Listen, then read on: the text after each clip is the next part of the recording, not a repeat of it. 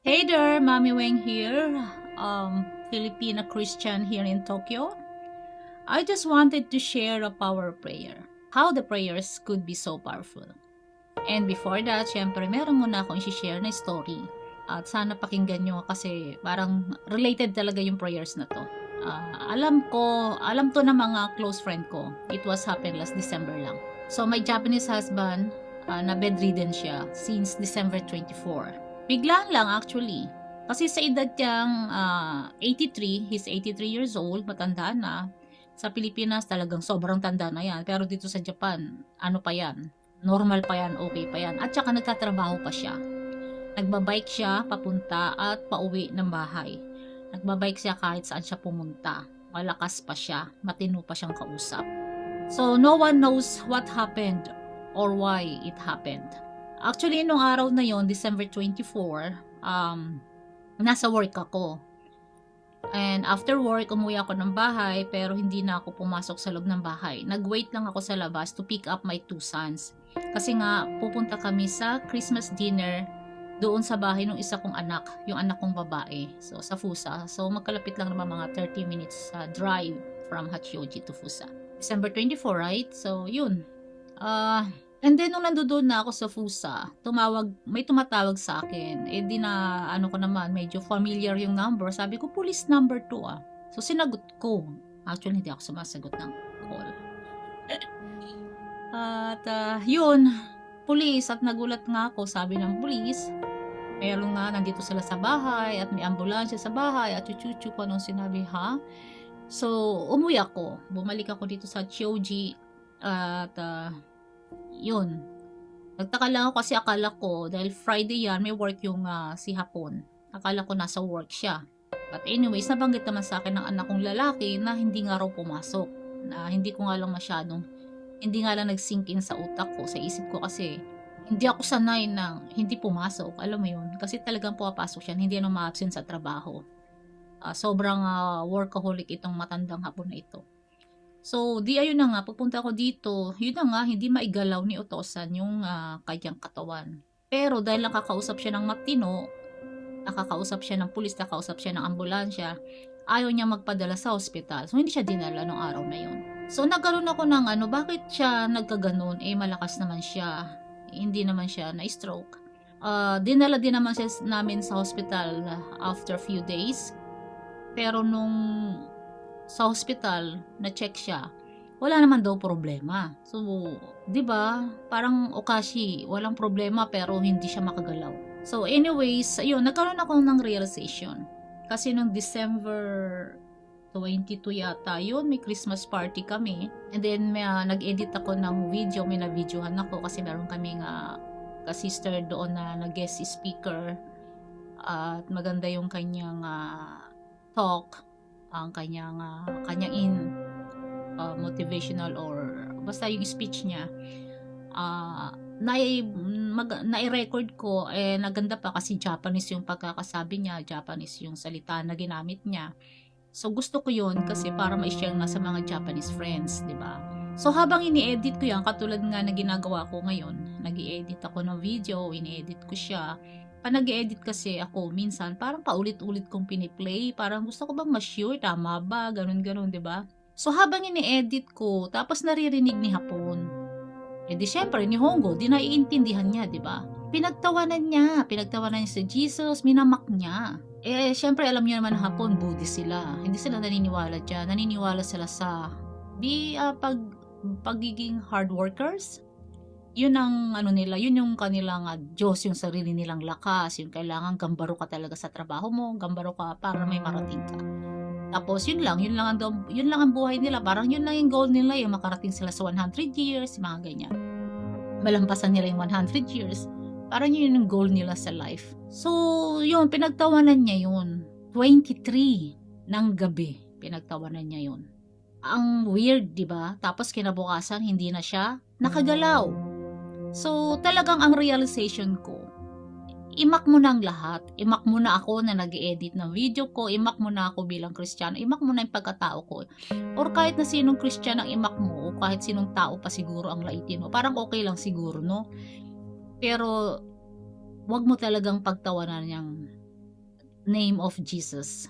Kasi there's a power in the name of Jesus. Alam niyo naman siguro yung kanta na yan, ano? And then, so yun na nga, tawag ulit na after a few days again, parang nung January 7, talaga nag-decide na kami na tumawag ng ambulance ulit para mabitbit siya papuntang hospital. And then, ayun na, talagang nagpilit na kami na i-confine para may check talaga siya or ma-monitor ano ba talaga ang problema. So anyway, wala pa rin makitang problema. At so ilang araw lang siya doon, inuwi na namin din.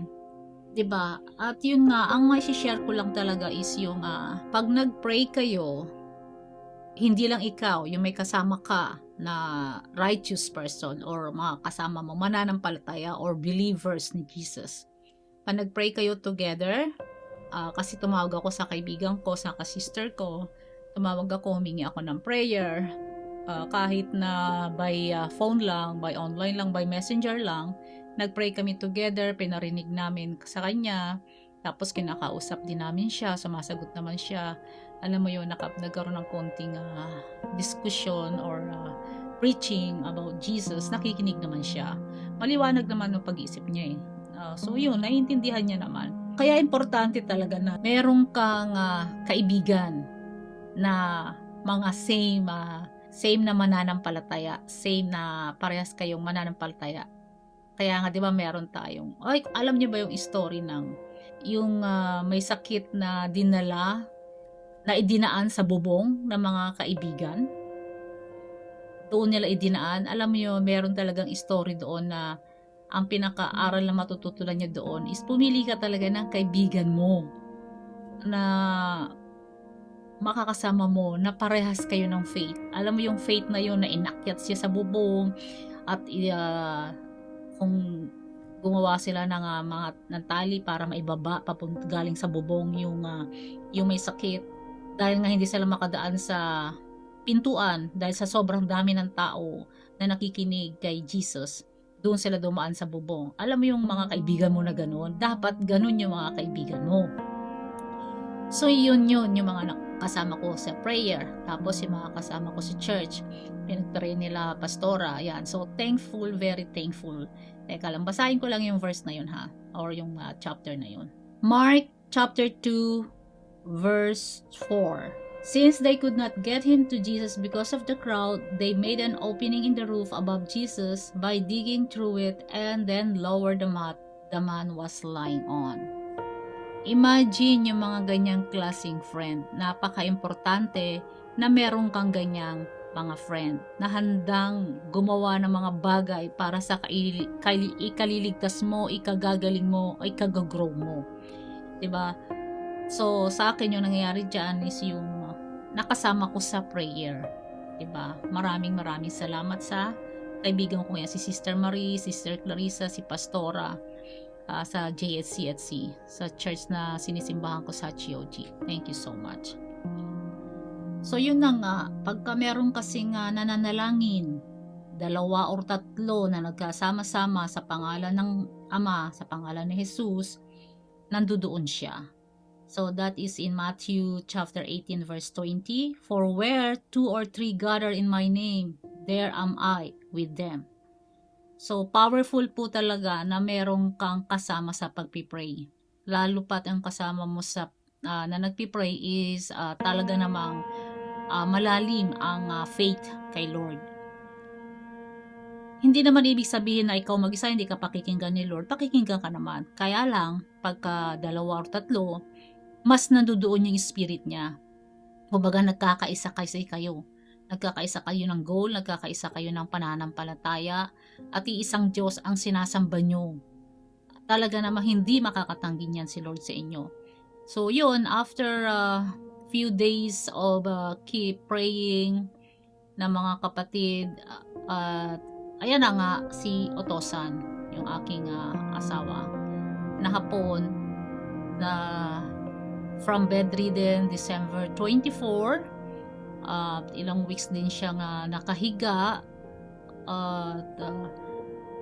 from siguro January Yun, from January, siguro mga 15, nakakatayo na siya, nakakalakad na siya, at nakakalakad na siya nung una na may talagang kailangan niya ng alalay, tapos binalan ko siya ng parang cart niya para may alalay pagtulak-tulak, bilang ko rin siya ng saklay niya, yung tungkod niya, tapos ngayon nakakapaglakad na siya nang walang saklay, pero binibitbit pa rin niya yon just in case mapagod siya.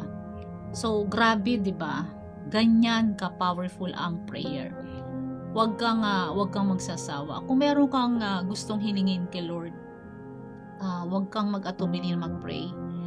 At syempre, pa nagpipray tayo, susuriin din natin yung puso natin. Hindi tayo basta-basta pray ng hingi lang. Wag nating gawing genie sa battle si Jesus, no?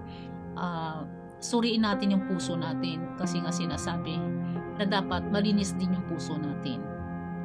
At para siguro yun yung para malinis yung communication, 'di ba? Kasi kung may bara, kung may marumi diyan sa puso mo, baka masira yung signal. Baka malabo ang makarating kay Lord.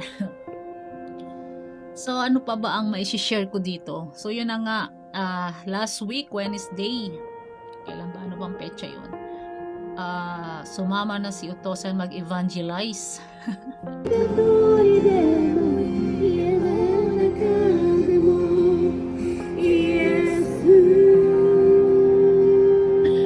Imagine mo yan, grabe, di ba?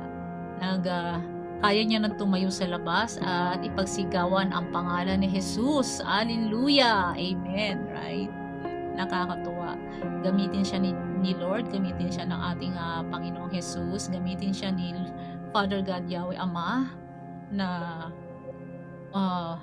magamit siya dito sa bansang Japan, sa mga kababayan niya, para mag-glorify ang pangalan ng Jesus, dahil ang bansang Japan, sayang na sayang, napakabait nila, maraming mabait na Hapon, wala lang talagang Diyos. Kaya nga, 'di ba, pag may problema sila, ang solusyon talaga nila is magpakitili ng kanilang buhay. Yun yung mga nagdedesisyon ng ganyan, kasi walang kakapitan, walang kinakapitan kundi yung sariling lakas. Ikaw, ganun ka rin ba? Huwag mong kapitan yung sarili mo lakas, kasi pagka sariling lakas mo ang kinapitan mo, mauubos at mauubos yan. Kakapusin at kakapusin ka. Bibigay at bibigay ka. So, hindi mo kakayanin ang problema sa mundo. Matindi ang laban dito sa mundo. Ang laban dito sa mundo, hindi lang to basta laban. Laban to, spiritual war to. Okay? So, we need God's guidance, we need Jesus' help. Okay? So, yun lang po. God bless. Powerful po ang prayer, lalong-lalo na pag may kasama kayo. Okay? So, God bless you all. Hopefully, meron kayong natutunan dito sa aking maliit na story, sa aking maliit na testimony. It's a big testimony actually. Okay, so itong simpleng testimony na to, all glory to God. He deserves all the worship. Amen. Thank you. God bless you all.